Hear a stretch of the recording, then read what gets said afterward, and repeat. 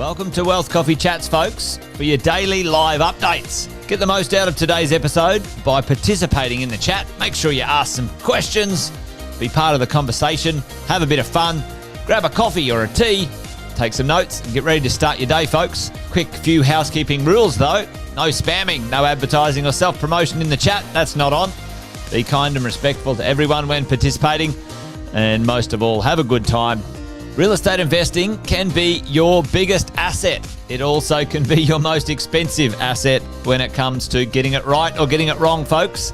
It can be time-consuming, stressful, and that's why here at Positive, we have what's called a 6-star team, a full-service team that provides integrated wealth and property investing solutions and services simply designed to help you progress towards your goal of passive income through your property portfolio, folks. Make sure you check out our other podcasts on the Positive Mentor Network. Not only is there Wealth Coffee Chats, there's the Urban Property Investor.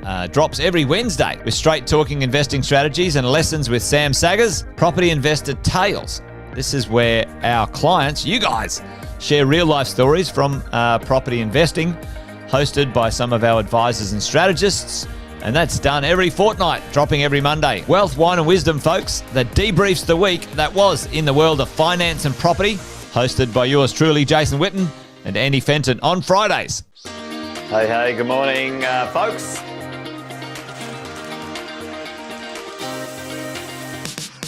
Good morning, everybody. Welcome to another Wealth Coffee Chat. Hope you're well, folks, wherever you are. There it is, team. Morning. Morning, wherever you're tuning in from today. Early bird gets the worm, they say. Here at Positive, we offer a 6-star team. It's a team that help you at every stage of your wealth creation journey.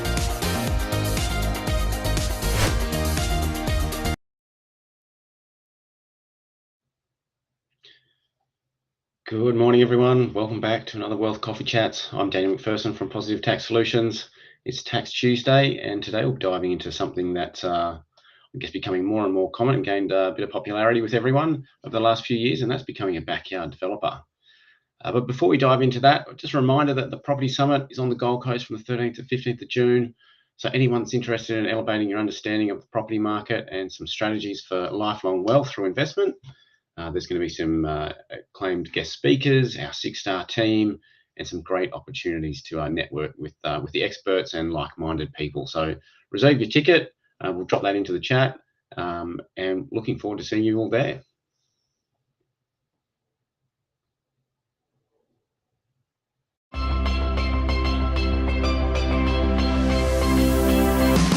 All right, this is going to be fun. Who has played the property game before? Who has been in the game? Who's never played the property game before? Oh, you're in for a treat. Who likes Monopoly? Did anyone like Monopoly when they were a kid?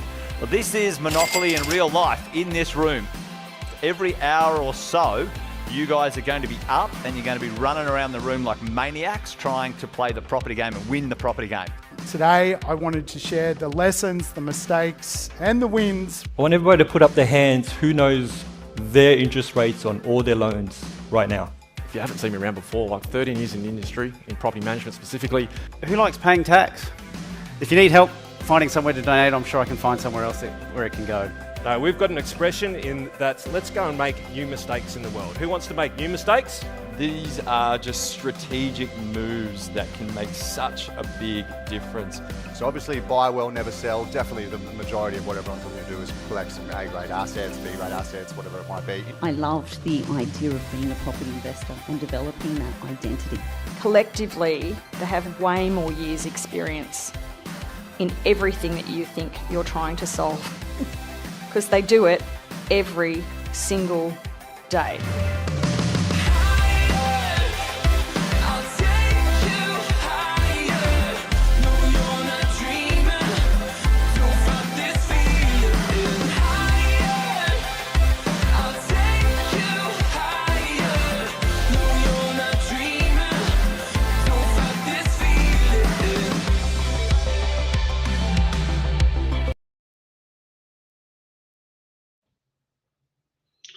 Awesome. Only a couple of weeks away now, so hopefully we'll see a heap of you there. All right, so maybe you've heard someone say, we've got all this land, what if we split it or build out the back? or maybe we're thinking of knocking down the old house and building a couple of townhouses instead. So this is what we call the classic, I guess, backyard development, or I guess classically known as the mum and dad development. And it's really often viewed as a simple, low risk, high reward strategy. And don't get me wrong, done well, it can absolutely be a really powerful way to unlock wealth from your property that you already own. But, and there's a big but, there are some traps, some pretty serious traps, and there's tax traps, lending traps, legal issues, and the biggest of all is the assumptions that people make. People kind of assume that they're sort of just modifying their family home, but legally, financially, you're crossing into a commercial sort of developer territory. So today we're going to cover, I guess, what a backyard developer or development actually is, why it looks so attractive, some common traps, particularly with the finance, GST, and capital gains tax, the hidden risk with the main residence exemption, and I guess a few things to think about before you start. So let's jump in. A backyard developer is typically someone who already owns a block, usually their own home, and wants to unlock value by developing it. So that might be either subdividing and selling off a portion of the backyard, building a second dwelling to rent or sell out the back, or knocking the whole thing down and building 2 or more new homes on that land. So we know you're not a commercial builder, you're not a Mirvac or a Stocklands. You're just someone with a bit of equity and big enough to consider, I guess, doing something smarter with it. And I guess that's the danger. It feels personal, but the ATO, your bank, and your council definitely won't treat it that way. And I guess here's a couple of reasons why I guess people consider it. You already own the land, so there's no stamp duty. You have loads of equity in there at the time. You might be nearing retirement and wanting to downsize, help maybe your kids into the property ladder. That's a good way of doing it. Or simply sick of having underutilized land and want to do something a bit more productive with it. So we've seen backyard developments make hundreds of thousands of dollars for everyday people, really. But you need to treat it like a mini business project. The costs and the risks are real, and we see people jump in without really understanding what they're triggering and making some rather large and expensive mistakes. So let's talk money first, because this is where often things fall apart. We call, I guess, people running into a no man's land. One of the most common mistakes we see is someone demolishing the existing dwelling or house, only to realise that they can't get finance to build the new ones. And here's why: is because when you've got a house on it, the bank saw it as a residential property with value. Maybe you even had rental income that can help with your borrowing capacity. But once you knock it down, all you've got is dirt and the land value. And most banks won't lend you much just on vacant land. And then even worse, I guess, if you're working with a broker early, you might now be unserviceable.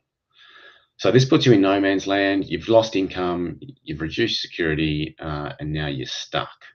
So I guess the key tip here is to make sure you get your finance approved before your demolition happens.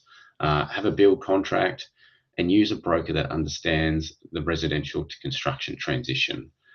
If you wait until after demo, it might be too late, and then you can really get into a bit of a pickle. Okay, so let's talk about one of the most misunderstood areas in small-scale development, which is GST, and also then the difference between capital gains tax and ordinary income. So when you develop a property or sell part of it, even if it's just your backyard, the ATO wants to know, as they do almost everything these days, they want to know, was it a one-off transaction, capital transaction, or are you carrying on a business or an enterprise? And that distinction matters a lot. So when you sell an asset you've owned for a while, like the family home or a long-held investment property, so the ATO usually treats that as a gain, so a capital gain. So this means as an individual, you may qualify for the 50% discount if you've held it for over 12 months. You might get the main residence exemption if it was your home and you were living there. And the gain is only taxed when the asset is sold. But it's different if you develop with the intention to make a profit. And this is even if you just intend to do it once. You can cross across into the realm of ordinary income, and that means that the full profit is taxable. There's no 50% discount on it. So the ATO sees you as operating a business or an enterprise. And once you're into this territory, then GST can also apply. So in other words, you're really just not passively selling land, but actively doing work to improve and sell it, such as subdividing, building, marketing it, and very likely it's going to be income, not capital. So this is can be a bit of a grey area, so it's best to seek advice. But let's just say you bought a home 10 years ago, it's been your main residence, you decide to subdivide the backyard, build a couple of townhouses and sell them for a profit.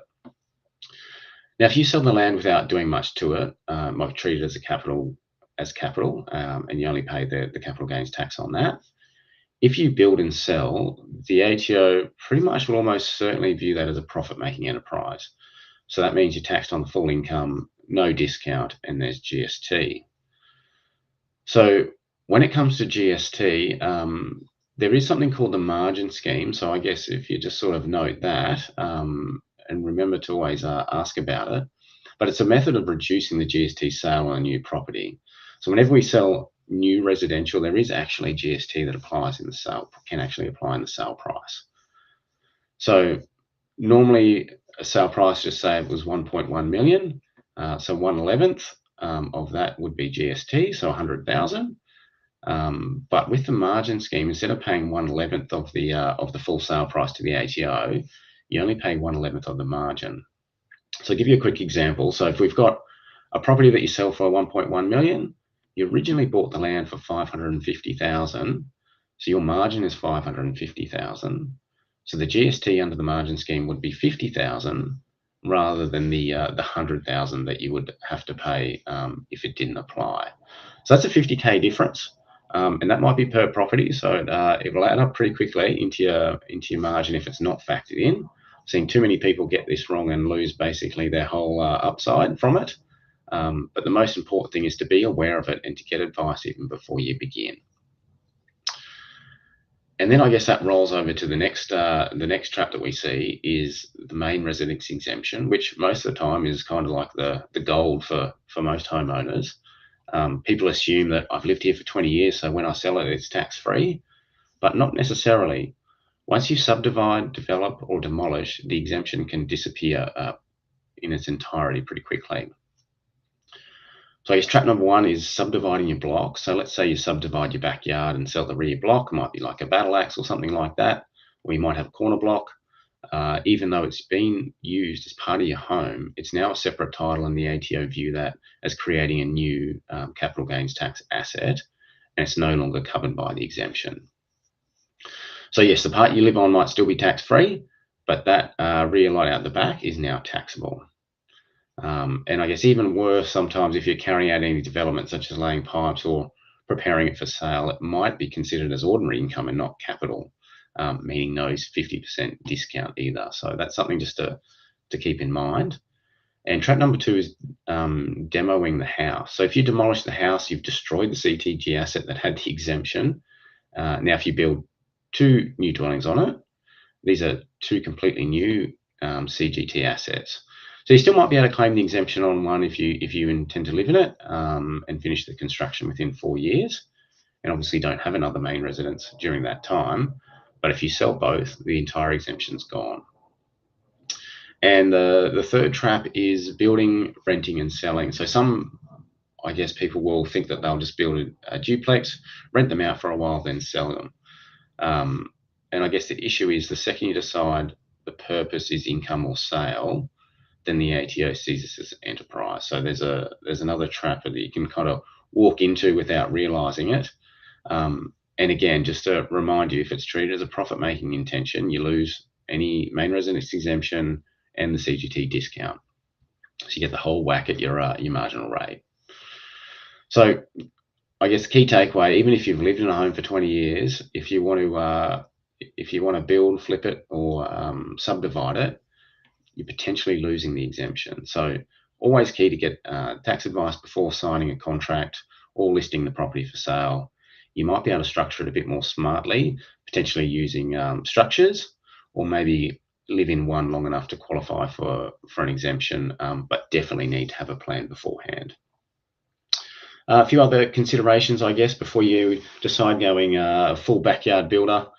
So council approvals, will they even let you subdivide the property? The costs, so you really need to do your feasibility study on what you're actually going to make out of doing it.